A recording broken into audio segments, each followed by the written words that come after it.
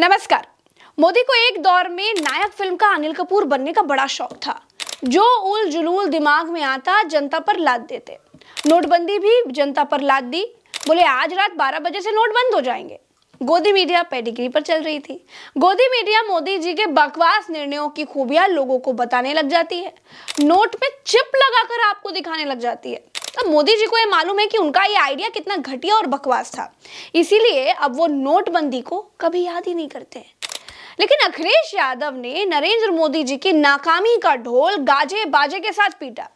नोटबंदी में लाइन में लगी कानपुर की एक मां ने लाइन में ही एक बच्चे को जन्म दिया। अखिलेश यादव ने उसे गोद लिया था। अपने कार्यकाल में उस बच्चे जिसका नाम खजांची है, उसका जन्मदिन मनाया।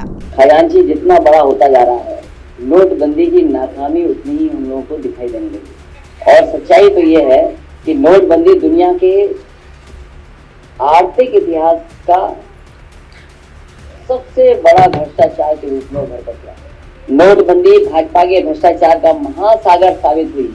नोटबंदी के समय जितने भी दिखावटी लक्ष्य रखे गए उनमें से एक भी पूरा अभी तक सरकार नहीं कर पाई, उन्हें दावा कर पाई है आज तक। दोस्तों, लखनऊ में अखिलेश यादव मोदी की नाकामियों के पहाड़ पर चढ़कर बड़ा दहाड़ रहे हैं।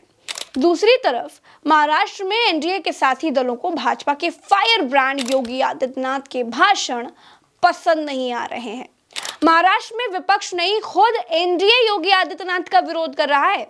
अजीत पवार ने खुलकर कहा कि योगी आदित्यनाथ के बयान महाराष्ट्र स्वीकार नहीं करेगा।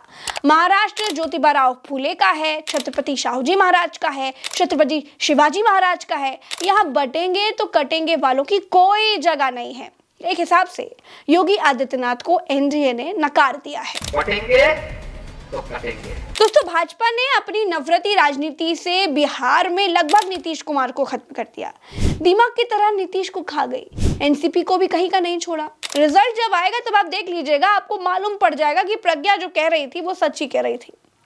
क्योंकि ये ईवीएम वाला फैक्टर है, इसलिए मैं जीत हार के बारे में कुछ नहीं कह सकती। लेकिन एनसीपी को बीजेपी ने गर्त में लगा दिया है, ये मैं डंके के चोट पर जरूर कह सकती हूँ। यही हाल चंद्रबाबू नायडू की पार्टी का आगे होने वाला है। बीजेपी ने जिसके साथ भी गठबंधन किया है उसे खत्म ही कर दिया है।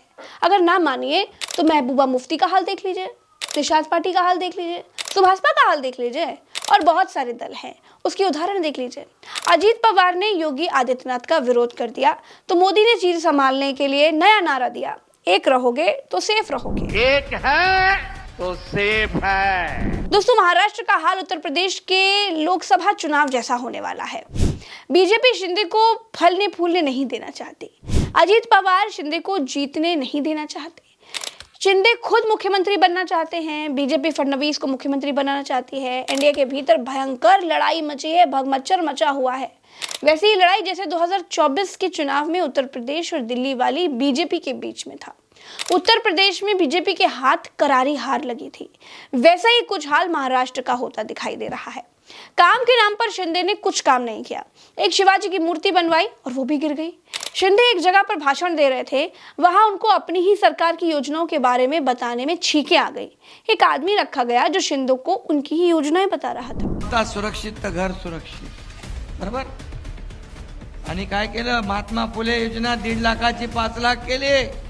अजून काय केलं, सुदृढ बालक, जागरूक बालक, सुदृढ बालक। अरे बालक हा देशाचं भवितव्य आहे। दुसरं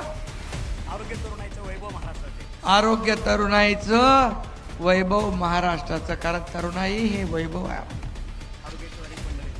आरोग्याची वारी, पंढरीच्या वारी, किती योजना केल्या। दोस्तों, अमित शाह और मोदी दोनों महाराष्ट्र में अपना सीएम चाहते हैं। देवेंद्र फडणवीस को मुख्यमंत्री बनाना चाहते हैं। फडणवीस सीएम बनेंगे तो शिंदे का क्या होगा? क्या शिंदे फिर से उद्धव वाली शिवसेना में वापस जाएंगे? अजीत पवार का क्या होगा? क्या फिर से वो इंडिया की सरकार बनने की स्थिति में इंडिया में बैक होंगे? विकल्प तलाशने होंगे, क्योंकि मोदी और शाह ने अपने इरादे बिल्कुल क्लियर कर दिए हैं। जैसे ही महाराष्ट्र में महायुति की शपथ विधि हो जाएगी, मैं महाराष्ट्र सरकार के साथ बैठ करके देवेंद्र जी की इच्छा कैसे पूरी हो, इस बात के लिए काम करूंगा।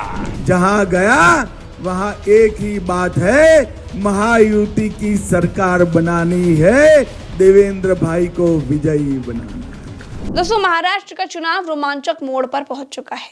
इंडिया से लड़ने की जगह आपस में ही लड़ रहे हैं भाजपा वाले। हाल यह है कि भाजपा नेताओं के भाषणों से उनके अपने गठबंधन दलों के वोट खिसक रहे हैं।